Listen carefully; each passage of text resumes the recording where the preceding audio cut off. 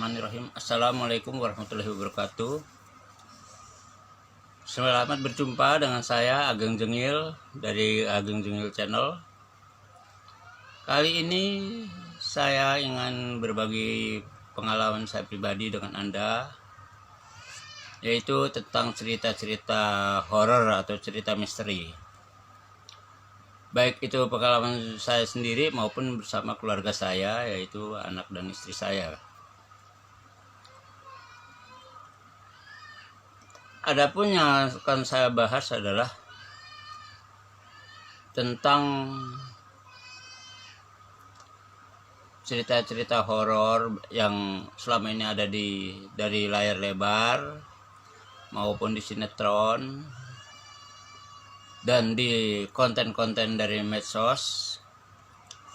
Ternyata apa yang saya alami sendiri, baik langsung maupun tidak langsung, baik sendiri maupun bersama keluarga, ternyata ada hal-hal yang sepertinya layak untuk saya sampaikan kepada Anda semua.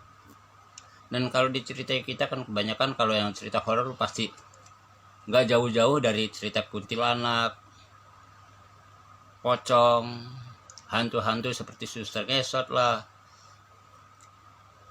atau cerita-cerita penunggu-nunggu suatu tempat angker, khususnya cerita jin atau tentang arwah-arwah penasaran. Tapi yang untuk pertama ini akan saya bahas yang lebih ngetren, ya, antara kuntilanak dan pocong. Ya, tentang ciri-ciri khusus antara yang palsu atau rekayasa manusia untuk membuat konten, atau yang memang benar-benar makhluk halus, makhluk gaib.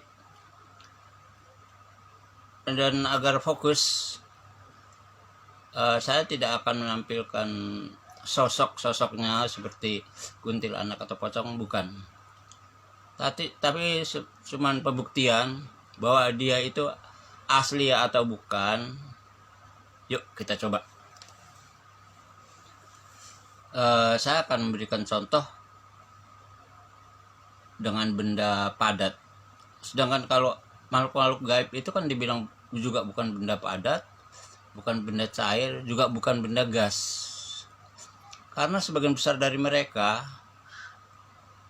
itu kalau terkena cahaya, baik itu lampu, mata dari cahaya matahari maupun senter atau apapun, itu tidak akan menghasilkan bayangan atau tidak ada bayang. Ngomong Jakartanya sih nggak ada bayangannya gitu ya. Jadi kalaupun kita sorot langsung dengan senter dari HP, itu tidak akan menghasilkan bayangan di belakang mereka. Salah satu contohnya seperti ini. Yuk.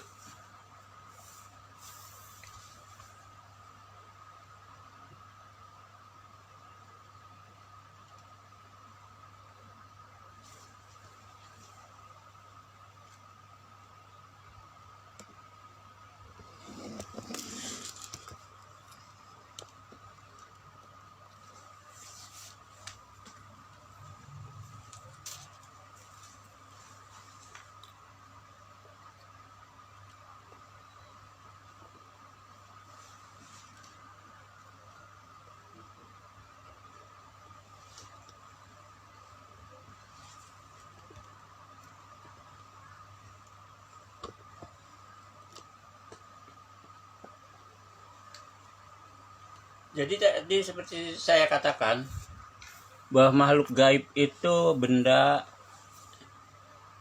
bukan benda padat, benda cair atau benda gas, tapi benda transparan. Jadi kelihatan sosoknya, kelihatan bentuknya, tapi tidak menghasilkan bayangan bila terkena cahaya matahari atau cahaya apapun. Dan untuk contoh ini biar mudah, saya menggunakan kaca beding karena kaca bening juga transparan, tapi masih ada sosok bendanya, tapi transparan. Jadi ini aja masih kaca benda aja, yang kaca bening aja masih bisa ada efeknya. Yuk kita perhatikan.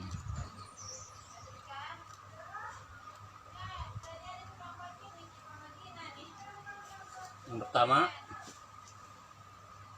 bila kita ambil gampang, pocong aja dulu ya, gampang ya. Pocong terkena cahaya, maka tidak akan mengakibatkan bayangan. Nggak ada bayangan di sini. Kaca saja yang transparan, tapi ada benda padat. Bayangannya cuma seperti ini. Lihat, iya kan? Nggak jelas. Ini karena benda padat.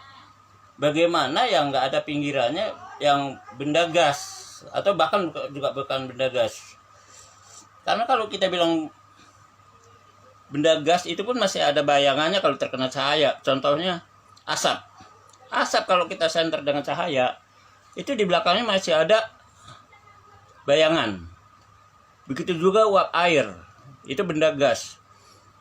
Kalau dalam jumlah banyak kita senter, tetap ada bayangan di benda di belakangnya. Tapi kalau makhluk gaib nggak ada sama sekali. Ya, contohnya begini.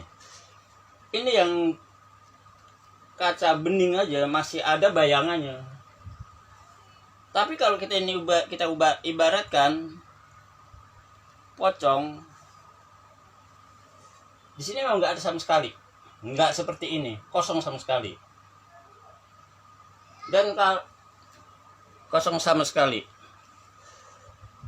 Yuk kita deketin tuh. Tetap nggak ada bayangan. Padahal ini dekat cahaya atau jauh dari cahaya pun sama, tetap nggak ada bayangan.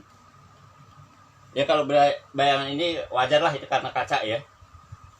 Begitu pula kalau ada di antara pocong dan cahaya itu ada benda menghalangi misalkan. Di pocong itu nggak akan ada bayangan. Tuh, di kaca aja nggak ada bayangan, tapi di tembok belakangnya nembus. Bayangan benda itu ada di tembok belakang, tapi di kaca aja nggak ada, apalagi di makhluk gaib. Jadi satu pembuktian bahwa sebenarnya kalau makhluk gaib terkena cahaya pasti nggak ada bayangan. Kaca aja bisa nggak ada, apalagi makhluk gaib yang jelas-jelas. Iya kan? Tuh, nggak ada bayangannya sama sekali. Tapi di sini ada. Di sini ada. Tapi di kacanya nggak ada. Anda lihat. Nggak ada kan? Kita geser tuh. Di ini pun, ini yang ada dari belakang. Bukan dari sini, tapi dari belakang. Bukan dari kacanya. Nih. Kita geser ke sini. Apa ada? Nggak ada. Tapi di sini tetap ada. Di bayangan kaca. Ini kebayangan kaca loh. Tuh batasnya. Tuh.